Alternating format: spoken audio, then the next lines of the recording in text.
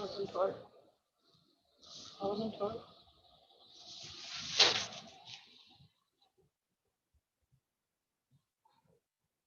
Good evening, viewers. Hope you all are doing truly well and are also, taking as much care as we are completely getting unlocked to this new normal now.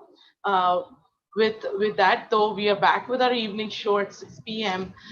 With beauty, brains, and bravery success stories, and we have a beautiful, strong lady with us who's also a doctor, and it's absolutely a pleasure to have her with us today. And while we will be meeting her, I would first like to give you a quick prelude on our platform. True Wealth is an integrative, as many of you might know, is an integrative healthcare initiative guiding patients and healthy individuals to overcome their health concerns and manage self-help to reach the ultimate goal of holistic health and happiness. True Wealth aims to help you separate science from hype by sharing authentic knowledge and wisdom from healthcare and nutrition stalwarts so you can make the right health and nutrition choices. It also desires to unleash the therapeutic role and potential of nutrition. And of course, its ultimate goal is to provide integrative and personalized health and nutrition advice to achieve health and happiness. Just a quick note that this program is for educational purpose, and we will, of course, we have been and we will be sharing inputs on health, nutrition, fitness, life on all our programs. But keep in mind that we do not intend, or please don't consider any of the views, experiences shared here by the speaker or participants as any sort of personalized consultation. If you need any personalized advice, we would be happy to connect you with the celebrity or our team on 9820048369, or you could visit our website www.truewealth.in. Also, a quick note that we do not intend to give any direct treatment information about COVID-19 on this program. You can always approach hospitals and doctors who are assigned by the authorities for the same. With that, I do not want to actually take much more time because I'm very impatient to introduce to you the today's celebrity and talk to her, but want to tell you a little bit about Beauty with Brains and Bravery as an initiative. I mean, I always keep saying that after these three words come, need we say more? I mean, there isn't much that remains to be said, but what really is Beauty, Brains, and Bravery as a concept? Its purpose really is to encourage, enrich, and help empower women. I believe that women can only empower themselves. So, we are here to encourage, enrich them so that they can empower themselves to aspire and excel professionally and personally. A lot of us are believing in this concept. Many of our panelists, and today we of course have a special guest with us, and the mission of this initiative is to build a network of world's most sought after women professionals so they could share their knowledge, skills, experiences, opportunities, resources, dreams, aspirations, but at the same time, their challenges, fears, shortcomings, requirements as they pursue a common goal of leading richer, more fulfilling lives. And Beauty with Brains uh, success stories, I mean, the live programs here is actually an initiative in the direction, in this direction, by celebrating the successes of women professionals from the world to stir the ecosystem. So we have more and more Saraswatis, Lakshmis, and Nirvayas in the world and in our neighborhood. And we truly believe in this that we need more Saraswatis, Lakshmis, and Nirvayas or Durgas in the world and in our neighborhood, and that surely will add to the beauty and the prosperity of the world, is our belief. Having said that, it's really her day today. I call her a spiritual beauty because it's not only her spirituality, but she's so energetic and spirited. When you meet her and see her, you would realize, and that is Dr. Pinky Thapar, who is with us today. She is the chief of minimal invasive gastrointestinal and endocrine surgery at the Jupiter Hospital now for 2 decades. She's the director of fellowship course in minimal invasive surgery, MUHS recognized at the Jupiter Hospital as well.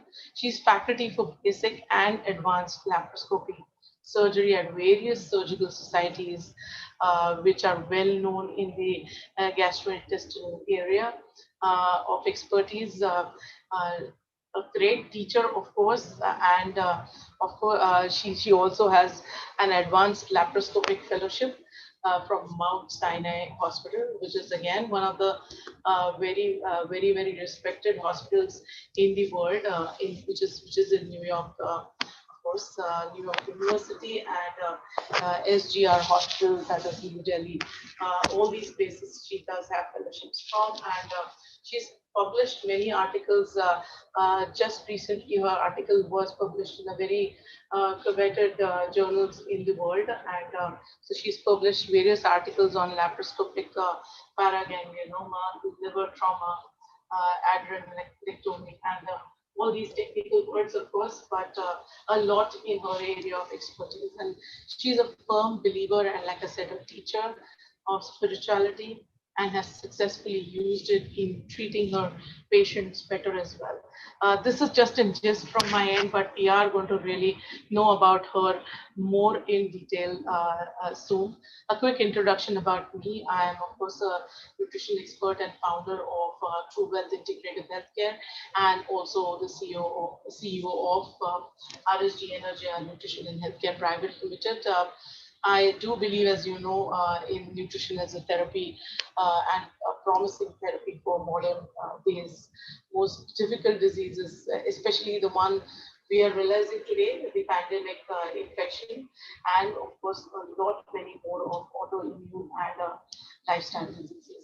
Having said that's a little about me, and I have about 20 years of global experience in nutrition formulations, continuing medical education, business strategy, marketing strategy, quite a bit, and have a postgraduate, of course, a degree in MSc degree from the Sign Hospital and an MBA in marketing. But not my day today. Not too much about me, but I would definitely want to welcome our celebrity today, and that is Dr. Pinky Thapar. Dr. Pinky, you have been on one of our very engaging panels before, and we're so happy to have you on the show today to actually really hear your success story. And I know you as a friend, and of course, love the fact the way you have really stood up and you've reached these heights that you have. But we would definitely want to know how you're feeling being on the show today out here.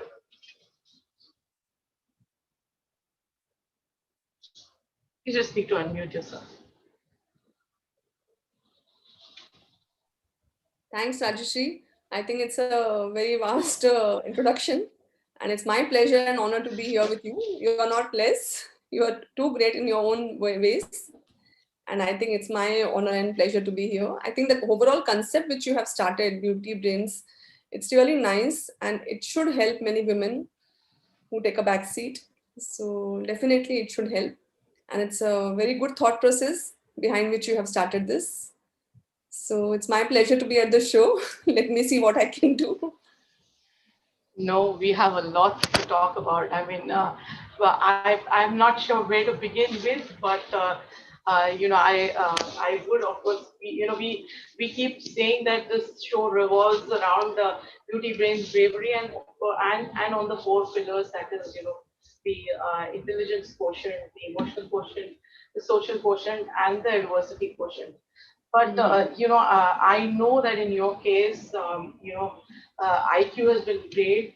You are great at all of them, but AQ was something which has really developed so much. Has really been something you have really come a long way through.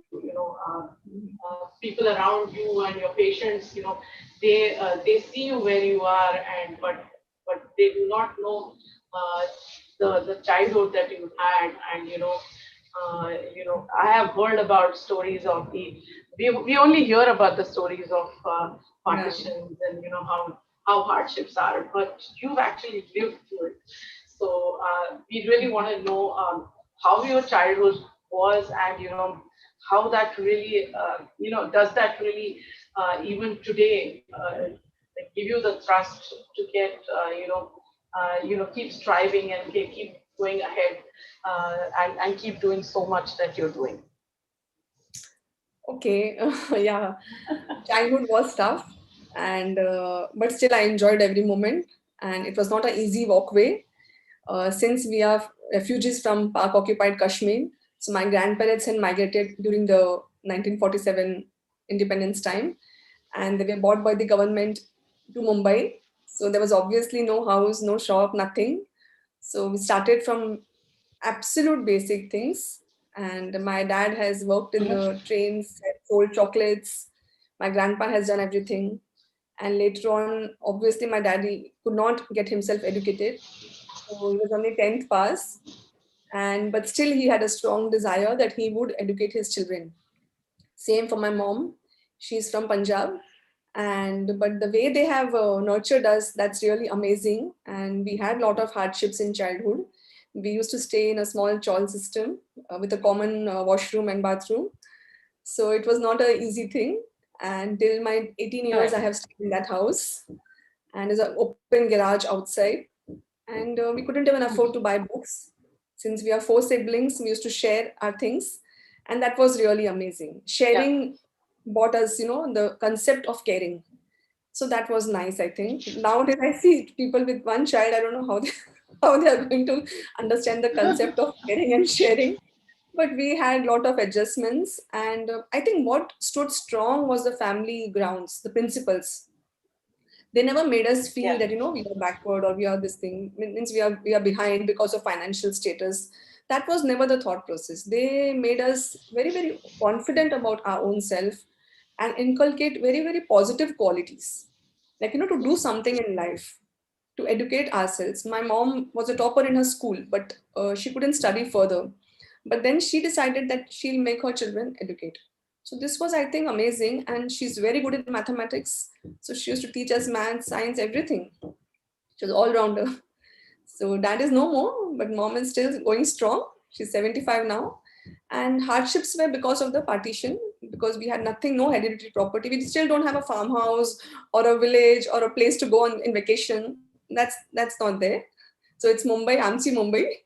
So we are born and brought up here. Mhm. Wow. That's you always do that. You're always trying to put a positive spin to anything that even if it was tough. You say that it was at the same time great. And yeah, I mean, as we are growing up, we do not realize that adversity. We do not understand those adversities so much, but now that when we look back, we realize it more, that how much of pains our parents have taken for us. And True. you did mention that despite all that, education was so important. So I mean, how much really IQ is important to you? And having said that, your siblings, like you said, they are, one is in finance, one is in IT. You're a doctor. I mean, how much was education really important? And we definitely want to know about your journey as a while you became a doctor, and how did you really, when did you actually really come to know that you want to become a doctor, and what was the whole story behind it? Okay. So I feel here now more than I feel the desire to do something works more. It was basically hard Okay. work, sincerity. That was main principles. And honestly, I'm not so intelligent. Though I'm into a doctor, people will say that you're a doctor, you're a surgeon, you're intelligent. But Again, you're honestly, underplaying yourself. no, But I'm not yes, we take underpaid. it. I will feel because the knowledge of other subjects is quite limited. Yeah. So it was basically hard work which helped to go through. And regarding how did I become a doctor, that was from childhood. Somehow, I think it was the thought process put in by my parents that do something for the community or become a doctor. And I guess my uncle, aunts, they teased me that even when I was a small child, I used to say that I would become a doctor and I would treat poor patients. So this is what I used to say and do something big in life. But I don't remember those things. But I definitely remember that I had my goal was set in school days itself that I would like to become a doctor, and that was set in the beginning itself. Not a surgeon, but a doctor. So that was set. And then my regarding my siblings, we all worked hard. My eldest sister is a dental surgeon, so she had stood like a rock in the family because the brand goes on the eldest child. I'm the third member, so obviously I didn't have too many hardships as compared to them. So we all worked hard, and the main intention or motive was to get wise by education, not just have a degree of education. So that was the main motto. Then things just Well, fell on. As you work hard, I think people come to help, and gradually it happened. Then during 10th standard, obviously we worked hard, but unfortunately I couldn't get very good score. But here, what stood with me was my very two close friends. They stood like a rock with me, and one of them even changed her college with, to accompany me in her college, so that oh wow. I don't feel alone. So this was amazing. I'll never forget that. So Okay. their parents, we all like a family, Yeah. all helped. And when I was going to be in 12th standard, so obviously the tuitions, classes, it's a big thing. So we couldn't Right. afford. So my dad was a taxi driver, so we couldn't afford Oh the wow. tuition fees and all. So my dad Mhm. went to these professors, Professor Pai from physics, he's no more, Professor Shetty and Professor Apsangikar. All three are no more. They are the authors of books of physics, chemistry, and biology. Correct. So my dad went to them and told them that, see, look, I want my daughter to become a doctor, but I can't afford your fees. So what can you do for it? They all waived off their charges to 50%, do you believe me? Wow. And I spent, and I think it's 1986, yeah, 1986, I spent around 16,000 rupees for the tuition fees for 12th standard. That 16,000 was a big burden on my head. Okay, I'm spending so much money of my parents. But Right. then during this tough time of a burden or a pressure, the professors helped me a lot. So each time, each step, there is someone who helps you. So these professors helped a lot. They made me realize that don't think about the future. You do your best now. So Right. whatever has to happen will happen. It's not in your hands. But current situation is in your hands. So if you don't work hard, if you don't do the test properly, and you just say, I want to become a doctor, that's not going to help. So you Right. have to work hard each day, each moment, and then leave the result. Don't think about the future or about the result. This is one statement I think it goes with me all life. They always said, ki, go with the moment. At this time, you do your best, rest will be assured. Right. So this is how it went through. And then luckily, I got admission in 12th through my own merit in Mumbai itself, and I got into Sion Hospital. Yeah. The joke is during my just before the exams, joke or coincidence, I would say. My dad was sick, he had got a heart attack. So just before 2 months prior to the exams, my brother also got acute appendicitis, underwent surgery for that, both in Sion Hospital. So I used to Okay. come from tuitions at odd hours to visit them because my timings were not matching with the visiting hours. So the Correct. security would stop me obviously to enter. So I would say, no, no, I'm a student here, I'm studying here. So I used to, right? And they used to allow me to visit. And later on, I joined the same college. Oh yeah. That was a coincidence. I just had a Right. dream to join Sion Hospital, and I got admission into the same institute. So it was a dream come true. That Well, I mean, for us, these things might not look as big today, but all these small things to big things really mattered so much. We had these dreams to be, because I know I share the dream with you, because I was also, for a couple of years, I was at Sign Hospital too, and Yes, how we know how those days were. I mean, today, if you look back, now you're working in a very big corporate setup, but all these things were not there in those days at all. You yes, yes. reminded me of the Agarwal classes. I mean, Yeah, see the professors. I mean, what I mean, how nice they were, that they could see, and they were ready to support. Uh, and they are like messengers, right? They come absolutely. at that time when you really need them, and your father actually did go and request them. I mean, I know how hard it must have been for Hmm. someone who came from a very well-to-do family with an educational background, and he himself was not able to get that much of education, which he probably would have loved to.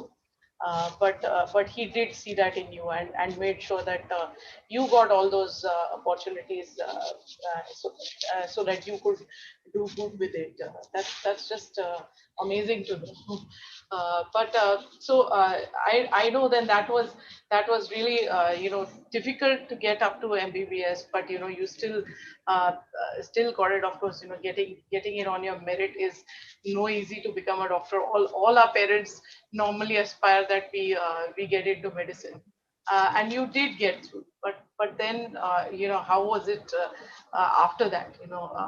Was it tough to get through to your post graduation? Was it easy? Because again, you wanted to become a surgeon, is what you Hmm. told me, and women in surgery, and as such, getting through to a surgery postgraduate assignment wasn't. I don't think it's easy at all. So how did you really get through with it? Yeah, during MBBS, I think during the second MBBS itself, the first posting was surgery posting. We have clinical postings of different branches of medicine. So it may be surgery, medicine, gynecology. So my first clinical posting was a surgical posting. And believe me, it's love at first sight. So I joined the surgical posting. We went to the wards for rounds, and we were allocated patients as students. So we are told that to take a history, and this is how we are supposed to take a history of the patient, means ask questions to the patient. So that first moment itself, I fell in love with the subject, and I decided there and there itself that I want to become a surgeon. So obviously everybody used to laugh, it's the first day and you're now only deciding that what you want to become. So Right. I had made up my mind at that day, on that day itself. Then I worked hard towards it. Again, during MBBS days, we had little difficulties regarding finances. So there were helpers, there were supporters, seniors who used to Oh, give their books. My cousin helped us. He was also into medicine. So I borrowed books and I used to study in the library so that I don't have to buy books. So I made a protocol that I'll buy one book per year, and rest all books I'll buy second hand from VT station. We have the books, second hand books from there. yes, So I used to buy, my mother yes. used to go there and buy books from there. And I was not a very studious person in MBBS. I was a very average student. I was not a topper at all in any subject, but just try to study the subject and understand the subject. I was not the very studious types. I used to just read little bit, understand, and move on. But I tried hard for surgery. So surgery was the only subject where I studied a lot. I understood the subject well. I read a lot. Then I used to discuss with seniors. So that's how it helped. But then when the exams occurred, final MBBS, in during our times there was no All India entrance. So there was All India entrance, but not a entrance for a subject. Like we had to excel in one subject itself in which we are interested in. Today they have to excel in all subjects. Today it's much more tougher. So during our time, if we are interested in surgery, we have to work hard on surgery or medicine. So I studied hard, but then my marks were not so good in MBBS, in the final MBBS. So I couldn't get into surgery. So it was a big trauma. Then I decided now what to do. So I introspected whether I really like the subject or it's an infatuation or it's true love. I tried experimenting it.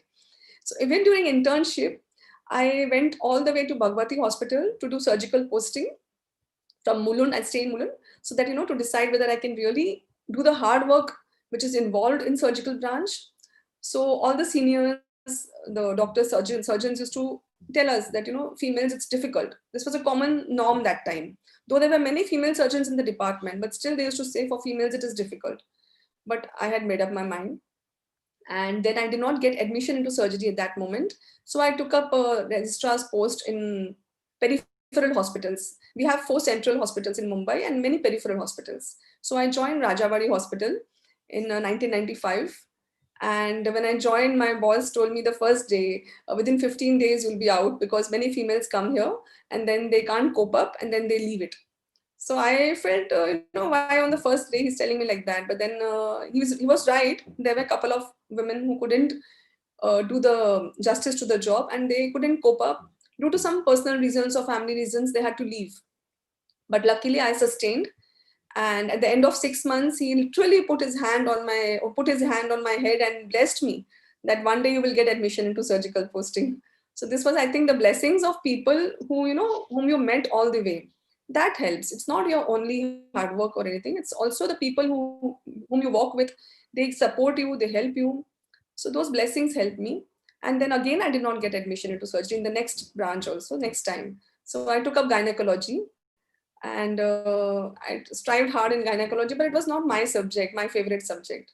So at the end of 6 months, it was a coincidence that 2 All India seats got released for surgery. And I was just passing by the dean's chamber, and it was mentioned over there that 2 seats are released. And I just walked in and I signed. I had no idea that today is the interview. This was a sheer luck and a mere coincidence. So this was, I thought that day I realized that whatever has to happen has to happen. Like nobody can stop it. So now I was totally surprised that I'm 1 year behind my classmates because I first took a peripheral posting, then I did a gynecology 6 months posting. But I think it didn't make a difference. Later on, this gynec posting got considered. And what I want to say here is if you decide something to do, things automatically fall in. The determination should be continuous. You should not fall back and you should not feel that you're not achieved something. You should just continue working and one day things will materialize. This was a mere coincidence. I had no idea that today is an interview. I was just walking past the dean's chamber and on the notice board it was mentioned that there are 2 seats are released and the timing and the date was same. So this is a coincidence.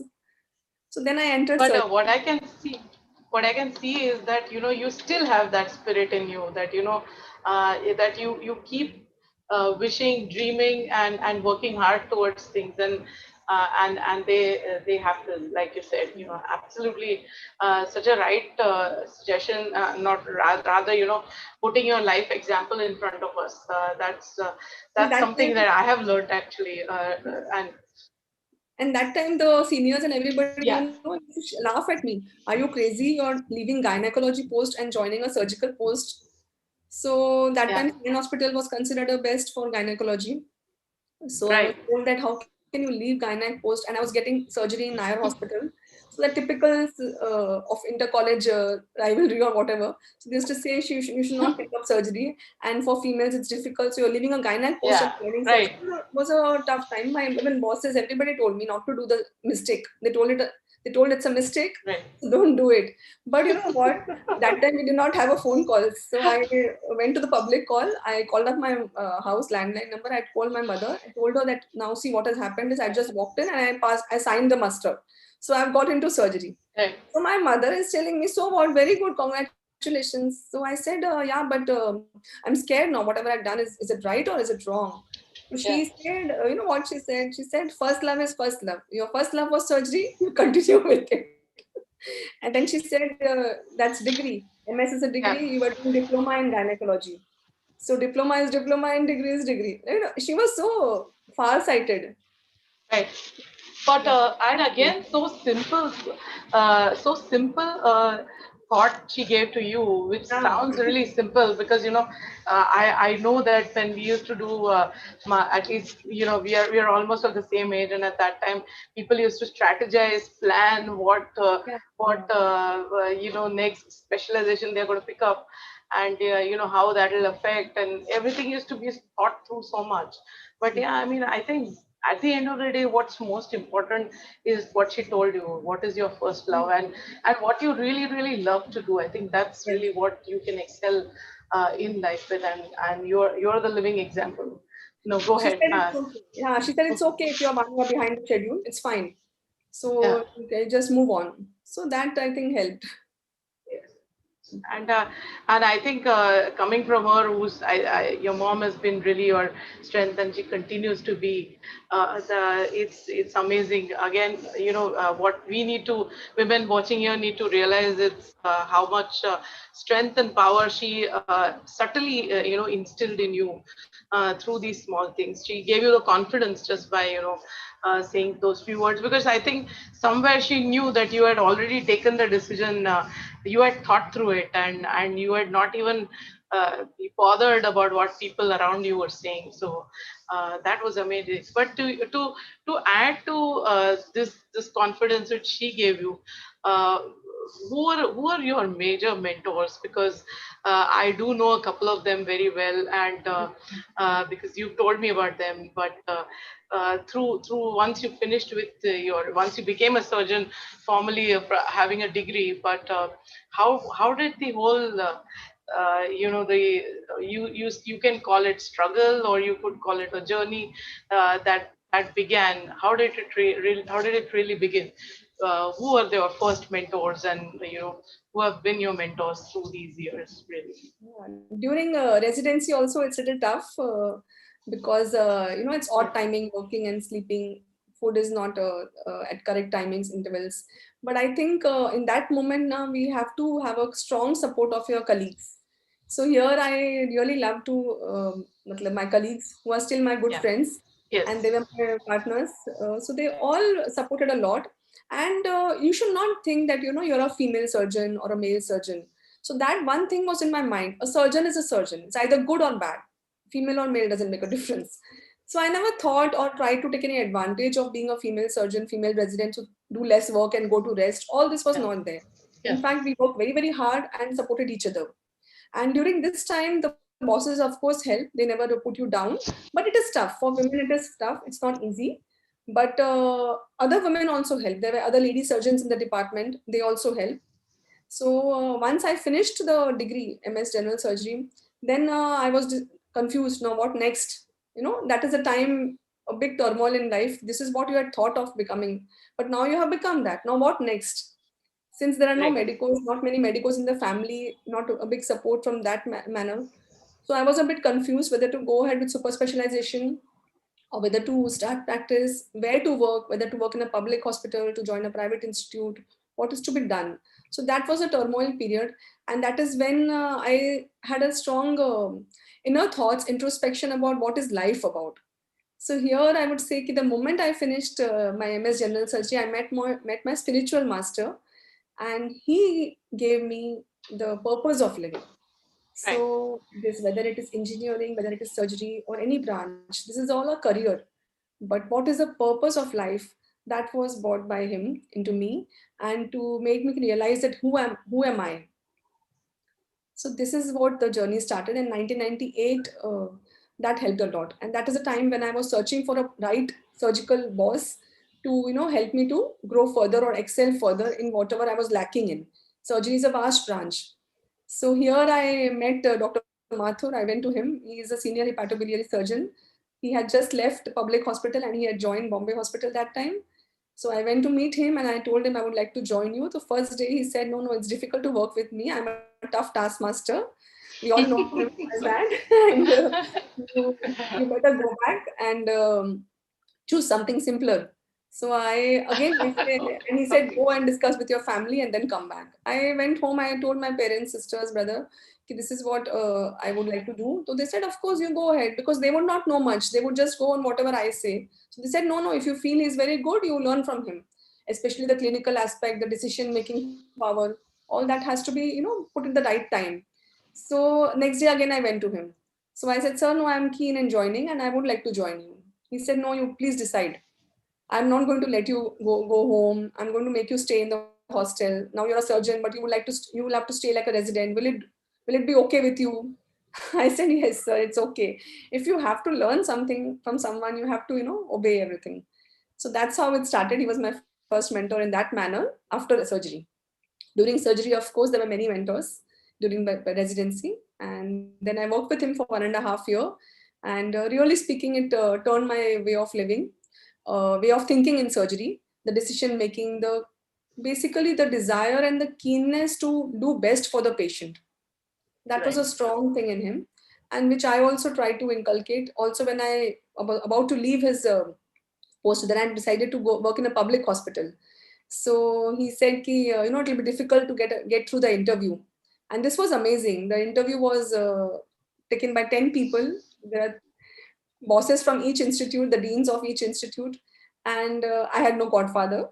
So when I walked in the interview, they asked me some questions, and luckily I answered. And at the end of it, I got through the selection and I got into KM hospital. So that was like, sab ghat ka pani pina. Like I did my MBBS in science, then MS in Nair, and worked in KM. So I thought I would take plus points and positive points from each institute. And wherever I Right. work or study, people whom I meet, I should pick up good points from them. That helped a lot. And second mentor was Dr. Abid Halvi in KM Hospital, under with whom I worked for almost 8 years.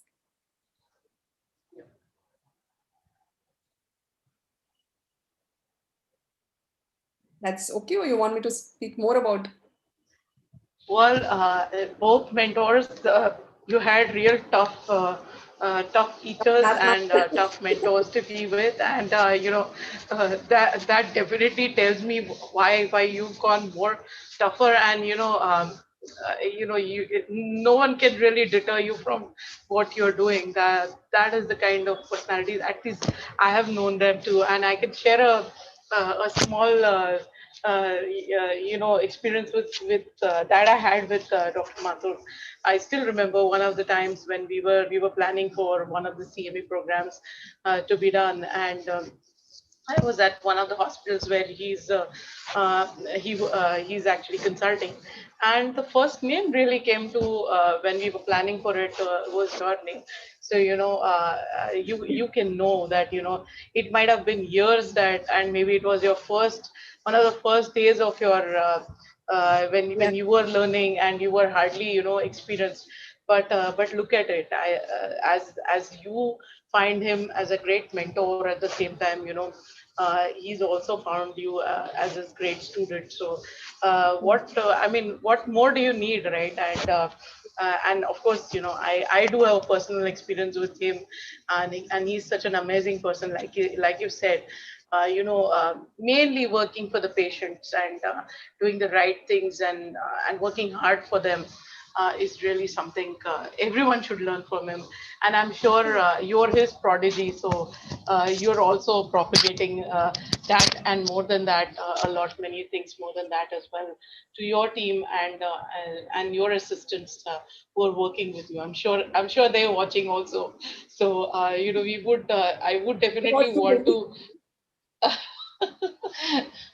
I would also definitely want to know about that, because you worked your way up, and then people think that, wow, you were at KM, wow, you were at Bombay Hospital, but imagine, I mean, I don't think anyone would do that, move from Bombay Hospital to go to KM Hospital today. I mean, it's tough, and B, from a prosperity standpoint, I don't know if people would have thought it made any sense, but you did that because, and of course, that gave you so much of experience, which all do not realize. But and it is not easy at all being at these hospitals, staying there and working hard, which you have been doing, and that's really what do you say? It's completely selfless service that you have been giving to the patients. And you, of course, are doing the same at Jupiter Hospital in Thane, and you're heading the department. So, how did that really happen? And it's been now almost, it's like 2 decades that you're there, ever since the hospital started. And of course, you're growing the department also now. So, do share how that happened. And people really adore you. Your patients, I know they like you. When they're visiting you. So it's a position of success, I would say. And uh, how did that last bit happen with you, and your what are you doing more out there? We would definitely like to hear more about it. Yeah. See, while I was working in KM, I'd finished almost 7.5 years, and I just felt to move on at that time because there were a lot of other issues also, and then finance also is a big thing because we are paid very, very less in public hospitals. So to sustain it was difficult, and the reason for moving out was to become self-sufficient, so that it's not only by your word, by your helping hand you can help others, also with your money you can help others. So this was one of the reasons why I moved on. And Okay. also my dad had a desire for to me sitting in a good place and all. So after I was finishing about KM, and that time I applied for this job in Jupiter Hospital. It was a new hospital that time. It had not yet started. So the physician, one of the physicians or the owners of the hospital is my dad's physician. So my dad had spoken to him, and then he called me for an interview, Dr. Davda. So then after I met him couple of times, and he said, "Ki you join here." So I was very transparent. Even during this process of transition from a public hospital to private, I never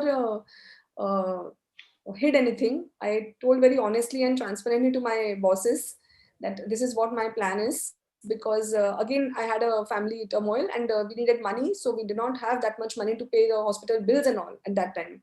So that is the time I realized ki, you have to be self sufficient also if you want to help others. So Right.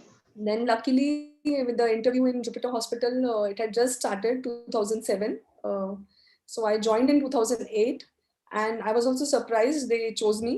So and in the first interview itself, I told them that I would be continuing to work with my NGO also, which I have. So I'll be helping people around. If it's possible with you all, only then you should take me. But the bosses were so good, the owners of the hospital, Dr. Ajay Thakkar, Dr. Gautam Ramakantan, who's unfortunately no more, and Dr. Davda. All three of them said, "Yes, we are with you. Whatever you want to do, however you want to support people, we are with you." So this was the biggest thing. As I said earlier, it's the people who you walk with, na, they support you, they help you. Your desire, determination should be continuous. You should not go back.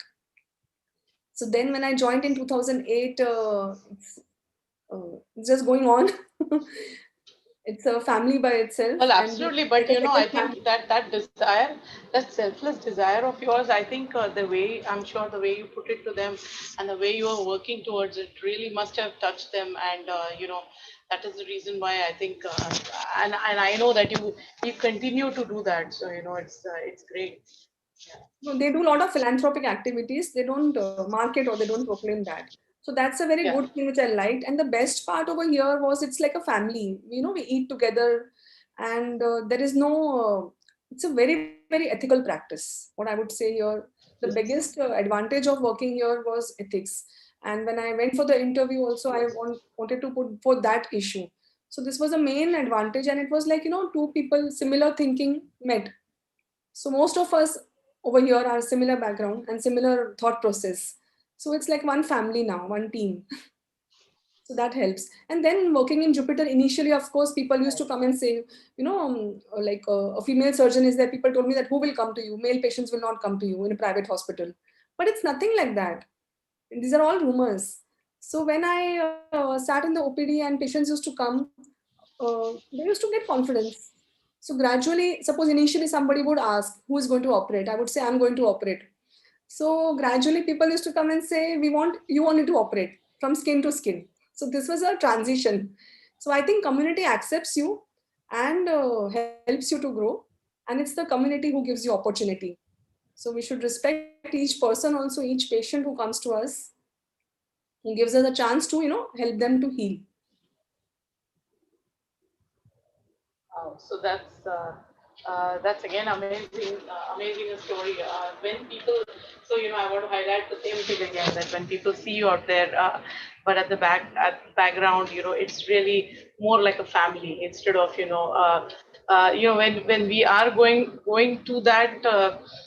Place of success also, it's taking everyone together, and I know that you believe in the team approach a lot, and you keep you keep it the same way with your team, try to make them feel at home, and which is why you have a very good team out there who has been there with you for a long time, and there are women in your team as well. So, would you like to share a few incidences where, you've actually tried to empower your team or empower some of the women in your team?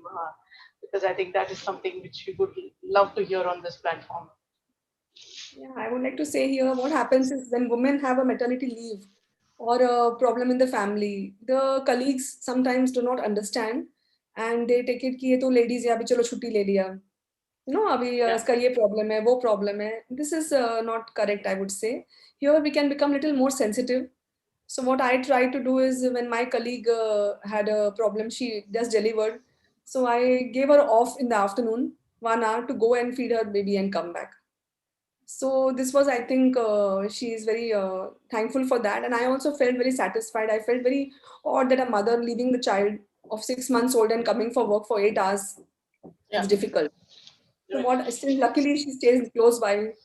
So like baby feeding is very important, and being with the baby and resting for a half an hour, 1 hour, and then come, because Yes. there's a lot of physical and emotional changes in the women after delivery.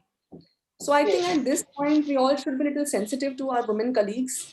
And whenever they need rest, they need help, we should support them, because if we support them, then they help you lifelong. If we don't support and we try to become strict or become very principled over here, that will not help. So we should support women Totally. I colleagues think who are there. Yeah. very beautiful thought, and this is something which the Western world is now putting, or even the large MNC companies out here are putting algorithms for this, in terms of gender equality, and a lot that is going in for, being sensitive towards them. And trying to incorporate these kind of I remember the last time on one of our panels where you were there, one of my friends from Singapore was sharing that, women are given time off during their menstrual cycles, and things like that. It's amazing that, women like you are thinking about all these methodologies, especially in places where, it's not hugely corporate, and all these things are not in the organizational programs yet. But because you are doing that, I think there is much more sensitivity towards it. And you're absolutely right. I mean, if we women become more sensitive and try to incorporate all this, we're going to be able to build great teams out here. Amazing thinking out there. Thinking, We need to be a little flexible. We need to be a yeah, little flexible at times. And of course, yeah, there is no replacement to hard work, sincerity, but still, little flexibility is mandatory. Whether it is a male colleague or a female colleague, whenever they need break, they need rest, they need to be with their family. We need to give them. right. We should not be becoming a blockage in their, way towards their family. Yes, yes. And you're right. I mean, at times we just become strict instead of being more sensitive towards them, and they're just going to break down instead of trying to Yes. stand up and be tough. And these kind of very very small example though you shared, you look at it. I mean, you were able to you made a small change, and the woman was able to keep her career. There are so many women out there who give up their careers, especially after they have children, and this is the main reason. You pointed both reasons out well, because one, of course, they themselves give up, and the second is, of course, the way the world is looking at them. So I think both those aspects, very rightly put out, that both need to change out Many there. women But leave the also, many women leave their no, job go ahead, go ahead. because of inflexible timings, no? Like I've Yeah, seen many women leave their jobs because they're not able to cope up because of fixed timings. yeah, So here, if the bosses become a little flexible in the timings, I mean that will help. They will not leave their jobs, and they can right. balance it. See, it's not just career. One has Yes, to balance the family life. Family is first, correct, so correct. we have to balance the Yes. timings. Yes, totally, and that's the way that we will be able to get more women into the workforce. Otherwise, how are we going to build teams with women in it? So, Yes. so true, so rightly put out. But you did mention that, in the initial days, you would people would laugh at you, that saying that you are going to become a surgeon being a woman. But now when it is the other way around, now you're actually heading the department, and you might be having a lot of men working with you. So how does it equate? How is the teamwork, the chemistry, and how do they take you as their manager or their leader out there? Actually, No, initially it was tough. yeah, People used to laugh at me, and I could see that sly or cunning wink or smile on their face when I used to walk in the chamber or something. So that yeah, was there initially, but gradually I think, as I said, I don't feel that a surgeon is a female or a male surgeon. It's a surgeon. So yeah, once you become friendly with them, you become at par with them in all aspects, yeah, then they accept you, and you don't have to prove yourself. What has happened is many women try to keep on proving themselves and have a one-upmanship. That is not required. You just be what you are. It's not a rat race. So we have to work at our own pace. I may not be good at many things. A single person cannot be good at all aspects. yeah, So some aspects we have to understand that, okay, here I'm not good at, I need support. There is no harm in asking for support or help. So what I feel is many women try to just copy men, which is also incorrect. You should know your originality, have your own individuality, yeah, and be with the men at par. You don't have to race or have a, "Okay, I want to be one-upmanship or I'm a woman, give me this liberty." That is all not required. It's not right, required. Don't have any additional benefits because you're a woman. That is also not required. Your work speaks for itself. Ultimately, your work right, sincerely, absolutely. work speaks for itself. You don't have to prove anything. So here I see many young women from different corporate So sectors when or you other say that jobs. your work speaks for itself, Mhm. Yeah. So when I see many women from corporate section or other sectors, I see them. They always have a competitive nature, which is not required. We have to complement each other. We don't have to compete. So totally. competition is not there in my dictionary, right from childhood. That's Well, again you can say that because I don't know. It's great that it has not been there since childhood, but yeah, you know you've outgrown so many things really as a person. You know you're beyond so many of those things. So it's great, going but back to childhood, like, people used to, uh-huh, hide their notes, keep their notes to themselves. I used to go and give people, take these notes, these are good, share it. I never felt you're not supposed to give your notes, your good notes, or your teacher's notes to others. You should always share. Your yeah, knowledge increases when you share. Whatever right, we know, if we share, now it multiplies. When we speak out to three people, even if we have read one sentence, we speak out to three people, we learn. It gets registered. yeah, So I think that is very essential to, you cannot imagine, know everything. yeah, If you have seen that movie, Slumdog Millionaire, see, yes, he yeah, put the incidents of different things in life to the answers. That is yeah. life. We learn by So observation. मतलब ना So this was Gujarati going to be one of my questions actually to you in my, I had planned to ask you that, because I know you so well that, what does success really mean for you? Because, I know that you're beyond wealth, fame, and, these many achievements which normally people are, longing for. You're beyond that, and you're really talking about it right now. So yeah, I mean, we would definitely want to hear more about it. no success. If you're asking me, it's not a complete word. No, Success go is on. Go on with the guys. story that you were telling us. Okay. It's all that's what you're talking about, really. Yeah. I Yeah, think success means happiness. If you're happy with yourself, you're successful. If you're yeah, a loner, you don't have friends to share, you don't have your family to back up, then yeah. that is not success. You may Yes, right. have achieved big degrees or big name in the community, but if you don't have a family to support, if you don't have your family to share your happiness and your sorrows, when you're sad, you need someone to talk to. You Right. need a outlet. You Yes, need some good friends to share. yes, yeah, So this is success, is happiness. You should be happy with yourself. You should know your own self well yeah. and give happiness to others. Happiness doesn't come overnight. It's not that I'll go and buy happiness from the market. Right. It you have to work for it. You have to give happiness in small, small things to people. Once you try and give happiness to others, it will definitely come back. It's like a mirror. So it reflects back. So that I feel it's important. And what I was telling earlier was basically we don't need to compete.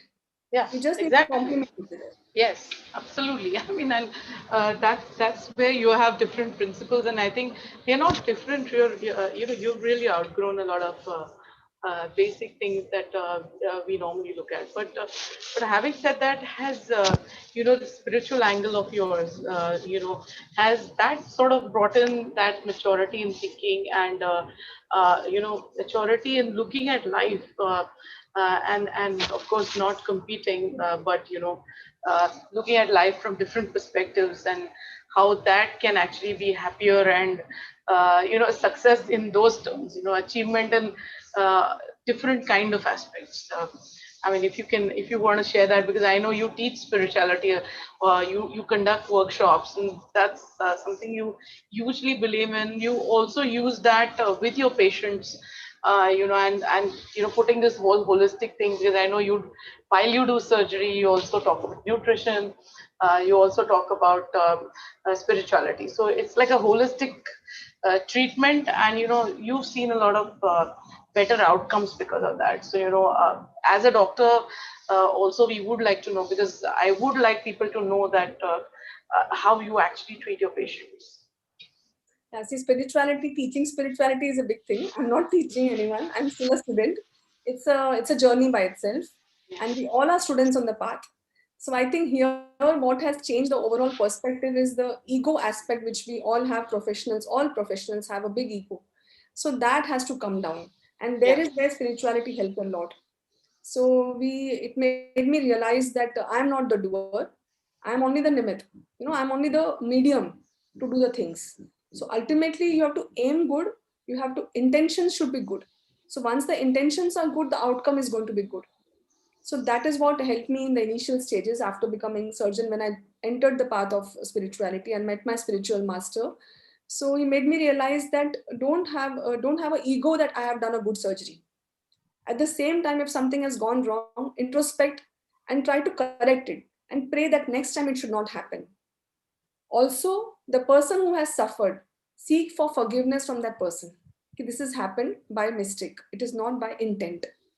See, surgery is not without complications. We all go through it. A good surgeon can never say that I have had no set of complications, right? So, right. in that moment, when we go down emotionally, what helps is your inner strength, your power, and your ability to accept, yes, I have done this error. Next time, I'm not going to do it. And plus, forgiveness from that individual. Another aspect, when everything has gone very smooth, I have done it, I am the big boss. No, that is not going to work. That's going to put you Right. down the next moment. So that is not required. And try to be perfect in everything. Whenever we are doing any job, that time concentration is required 100% on that deed. If we have diverse attentions, we have different aspects at the same time, obviously the work will not be proper.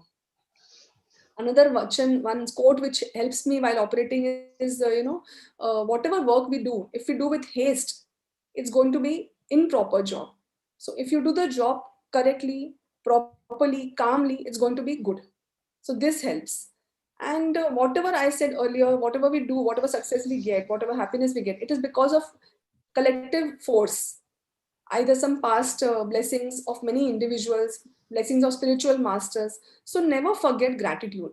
Gratitude is very, very important. So at every aspect, if we have gratitude parallel to the perfectionism, then it helps. And many times we try to expect a perfect behavior from others who are our subordinates or our colleagues, but we ourselves are not perfect. So here I feel again, try to be perfect yourself and expect the same. No, do not expect the same. Accept whatever they are. So here expectation we have to get down, which of course it's an art, it's a learning process. I have yet not achieved it, to be honest, but we have to accept the way they are. That is the biggest mantra which all spiritual masters say, and we all are following on the path. So this helps. And while treating a patient, he's my patient, he's my ownership. This shouldn't be there. He's come to me, I have to do my deed to the best of my ability. Rest, his luck and my luck. Correct? So if we do, yeah. Correct. So we have Yes. to try to do with the best of the ability. And the result, it's not in our hands. Right. That's I'm sure your students there, or women who are really, aspiring to be doctors out there, would be, should draw inspiration out of this thinking, because this is what really is going to help, apart from the science, of course, that you are, and the skills that you are honing day in, day out. But I think this is another thing which is extremely important. Very, very good learnings that you have actually put forth to them. And if spirituality does that, of course, more and more of us should actually, at least you should learn these ways, through whatever we desire is going to be right. And of course, I'm sure you would be happy to sort of, share your learnings with any of them who's sort of aspiring to go ahead, with a career as a doctor per se. But having said that, I guess a few more questions that we definitely have for you, and one of them, of course, is that, you are actually developing your department. One, of course, it's minimal surgeries. So, do tell us a little bit about what minimal surgeries are, and what are these techniques that, how do they really help the patients. And on the other hand, I know that you're also setting up a you've set up a bariatric surgery unit with your unit. So we would like to know a little bit about it as well. Yeah, minimal invasive surgery basically means minimal invasion. So the access point from where we enter the abdomen, the tummy surgeries. So we have to make small cuts and go with long instruments, and then look at the monitor, which is a telescope attached to a screen, and there we look at the screen and we operate. So the patient is benefited in the terms that a big cut is not given, big incision is not there, and smaller holes, multiple small holes, we can perform the surgery in the same manner as we used to do conventionally with a big cut. So that is minimal invasion. So the benefits are patient's outcome is good, the recovery is fast, the return of intestinal movements, the return of mobilization, the going home, discharge process, everything becomes quicker and faster. So that is a training which I received in KM Hospital, and then of course I went abroad also, and that I practiced in my career. And apart from that, we have started now bariatric surgeries. Basically, a lot of people are having sitting jobs, and gaining weight has become a norm. I feel like many of them are gaining a lot of weight. So the weight, morbid obesity itself is a disease. The way we have diabetes, hypertension, obesity, it's a disease itself. So many a times the patient's outcome is not good only because he's obese. So here we started to add on this feather, this wing in the division. So we have involved Dr. Prashant Salvi, is my colleague now. He's joined as a bariatric surgeon. And again, we have tried that we will start as a holistic way, not just perform surgeries, but overall help the patients to lose weight and maintain weight with diet. As you said, nutrition is the main thing for our health. Whether it is a backache problem, a gynec problem, or intestinal problem, nutrition plays a major role, a orthopedic problem, whatever. So nutrition is a key element for health. So here we would try to be more holistic and help patients to lose weight by a nutrition way apart from surgery. With Yeah. the correct rehabilitation. What happens many times patients do lose weight, they don't follow up, and then they bounce back. They regain the weight in another 5 years, 10 years. So we have tried to rope in our rehabilitation center, which we have at Jupiter, and the patients will be monitored there for at least a year or two, and they'll be kept on a continuous process for a rehabilitation. There are different machineries there. So this is an added advantage we thought to develop in Jupiter. That's great. I mean, I know this. We both believe that, obesity is a disease. It's not just just that we're gaining weight, and it's a difficult disease because it keeps relapsing. It is difficult to cure, and it has all the kind of complications that it can give rise to. I mean, the right from, of course, gastrointestinal issues to heart disease to diabetes and cancers also today. So I think what you have done is, of course, really the need of the hour, and obesity can be so much of complication in even pregnancies and so many different aspects. So we have to realize that it is something which needs to be treated, and at times needs to be treated surgically if it's going to become really unsafe for the patient. Because I know that bariatric surgeries, when they came in, were not always seen in the right light, but still you have actually taken it up again in the right way out here at Jupiter. So yes, we do have that facility also available at the hands of a great surgeon like you. So I think uh, that's one reason I wanted to sort of highlight that out here. But it's actually been a complete course, sort of learning about you right from the childhood. Learning about how to become a tougher person because you went through adversities. Maybe it was not an age where you realized that there were adversities, but you had a coping mechanism which started developing from then and there itself, and you worked hard up your way. Though I know you're being very modest, saying that you were not the most intelligent one, but you focused, you worked hard, and you become a surgeon, a woman surgeon. And in those days, a woman surgeon was quite rare. And though there were, of course, some examples who were, whom we would highly look up to, and you've come a long way. I would definitely want to know if there are any aspirations and dreams in particular that you have, and if you want to share them, and then sort of end this show with any messages that you would want to give to women, of course, at large, and to the society as a large, that we shouldn't give up, and uh, women mostly give up because of different reasons. Not that they are people, not that women want to give up. They are actually a lot stronger in a lot of situations. But given that, what are the suggestions you would make to the society per se as well? Um, Here I would say that women should believe in yourself. So first and But before foremost, that, I want to know what's your dream and aspiration to I know you're publishing papers and trying to develop more algorithms. Is there something that you've thought through as a futuristic milestone for yourself, if you want to share, of course? okay, I had the dream of publishing my work on gallbladder surgeries, which I Okay. started doing in a different manner a couple Okay. of years ago. And Hmm. initially, of course, I again got some criticism in this also when I used to present papers and show my videos. Some even mocked over it. So, but that's okay. But I pursued it. And what I want like to say here is documentation. Document your work, whichever field we are now. We document our work. Then we go back and assess the work. Ki what we have done is right or wrong. So I documented each and every patient's details and everything, and this is now got recently published in Surgical Endoscopy.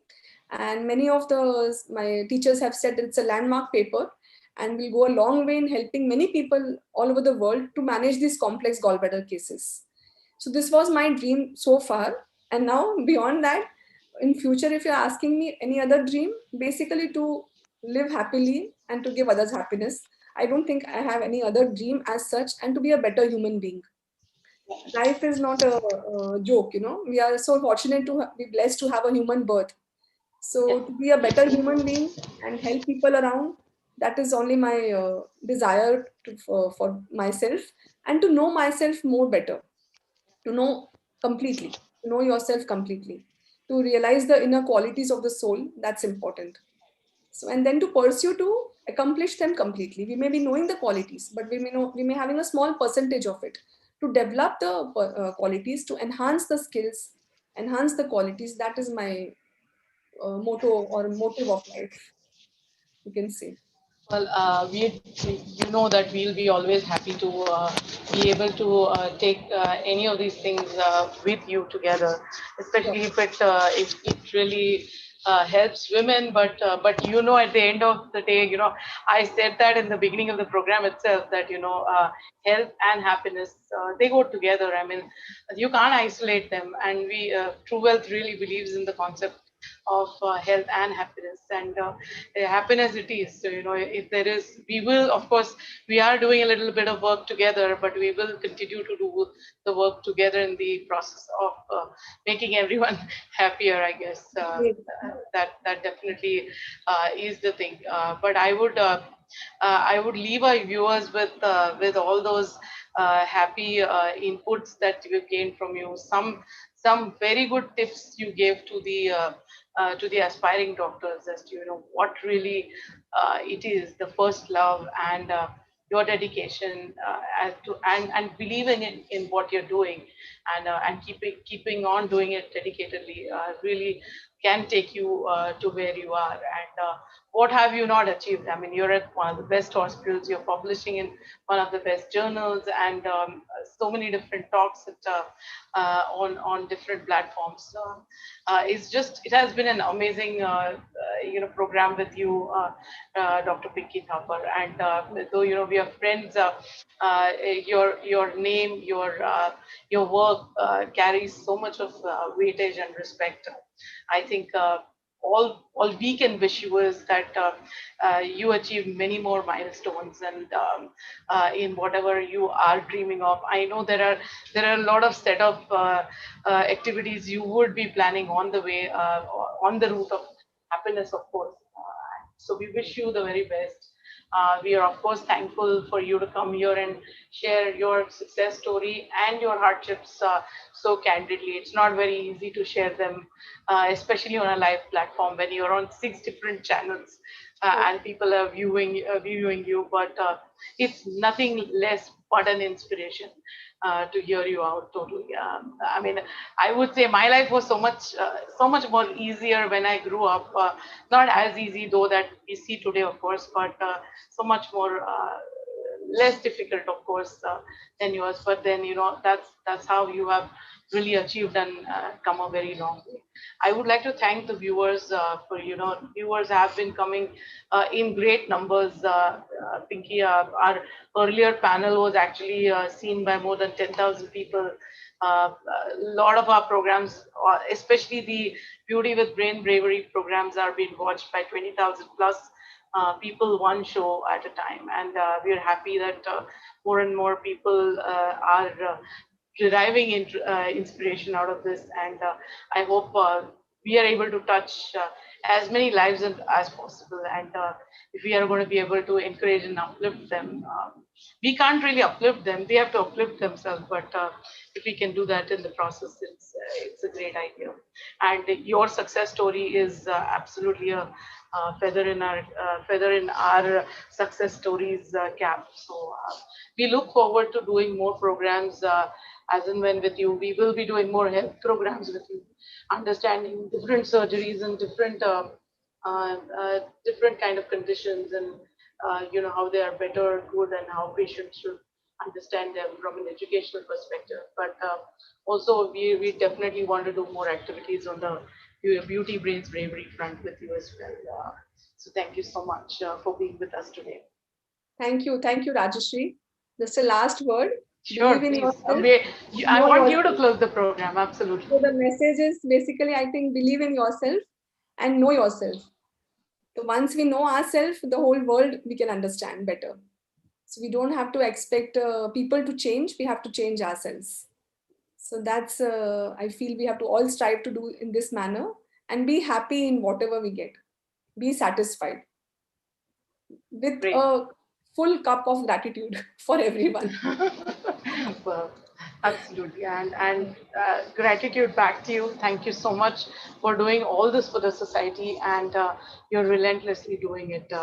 Thanks again, and I'm going to leave the viewers with a thank you to the RSD Energia team. They are doing a lot of back end work. They create flyers, they promote our programs so that they reach to maximum groups. It's led by Mahesh Tarade. He's doing an amazing work, taking it to more number of channels relentlessly, and they are doing it almost every evening, 6 p.m. It takes almost half a day for them to put all these programs together. So definitely want to recognize and support their initiatives through this small commercial.